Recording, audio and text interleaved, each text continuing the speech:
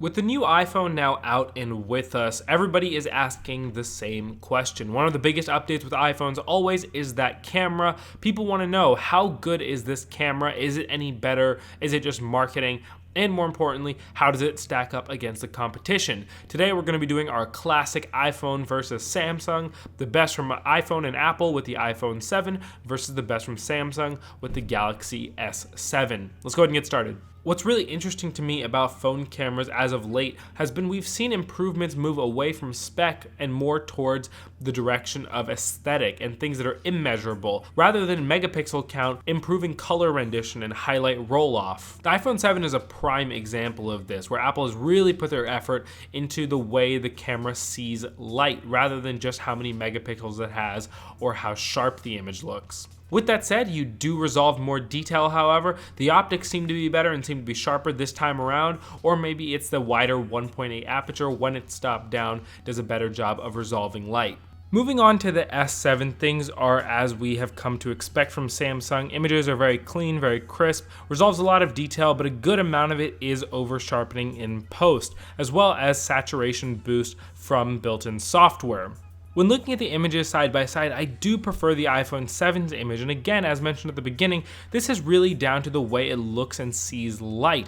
Everything just seems a lot more natural and a lot less forced, which the Samsung seems to be trying to do. It seems to be trying to show you, look at how good my camera is, rather than just having a simple, clean, clear image. In some of our photos, I did notice a slightly warmer tone coming out of the Samsung. Nothing you can't correct with a quick little color correction in your phone, but something to note nonetheless. Both cameras are putting out 12 megapixel images, so your image size here is pretty much the same. And moving on to the front-facing cameras, the iPhone is now upgraded to a 7 megapixel camera, but I still prefer the 5 megapixel ultra-wide front-facing camera on Samsung. I have always said I am a huge fan of ultra-wide front-facing cameras, and I think Samsung does it best. And let's also not forget that Samsung here has a wider and faster aperture on that front-facing camera at an f1.7, whereas the iPhone has a 7 megapixel f2.2 lens. In terms of video, it's pretty much the same stuff as photos, since you're using the same color profiles from the same company, so their approaches here are similar as well, with Samsung having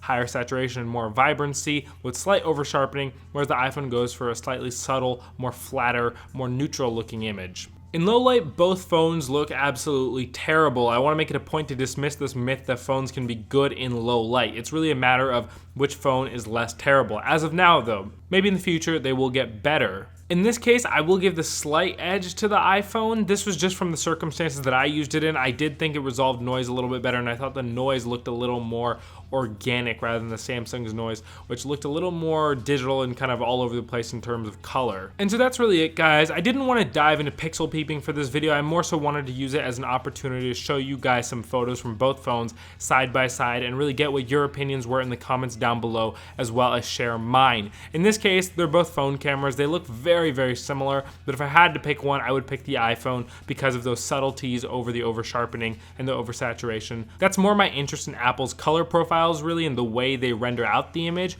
rather than the optics necessarily, but it's very hard to separate both of those factors when looking at any camera, really, phone or otherwise. Let me know what you guys think in the comments down below. Which phone has a better camera? Which one do you prefer? I'm very curious to hear what you guys think. Give us a thumbs up if you like this video. Please subscribe for more tech content and coverage, and I can't wait to see you guys in the next video. Thank you for watching.